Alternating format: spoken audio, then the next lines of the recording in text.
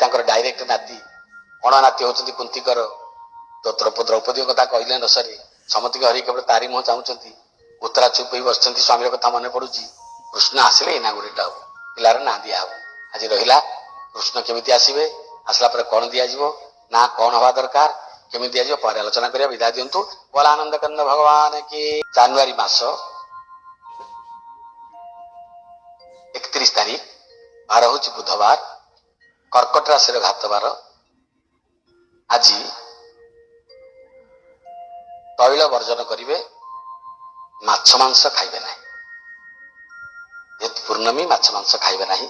ଜୟ ଜଗନ୍ନାଥ। ବାର୍ତ୍ତା ଚେତନା। ଭୟଙ୍କର ପେଟ ରୋଗ ହଉଛି, ପେଟ କାମୁଡ଼ି କାମୁଡ଼ି ଦଉଛି, ପେଟ ଜନିତ ବ୍ୟଥା ହଉଛି। ଆପଣ ଭାବୁଛନ୍ତି ଉଦର ରୋଗ ବହୁତ କାରଣ ଅଛି, ନିଶ୍ଚୟ ଗୋଟେ ବଡ ରୋଗ କଣ ଧରିଛି ଯାହାକୁ ଉଦର ବ୍ୟଥା ହଉଛି।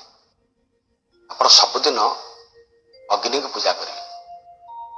ରୋଷେଇ କଲା ପରେ ଅଗ୍ନିରେ ଟିକେ ଘିଅ ଢାଳିବେ।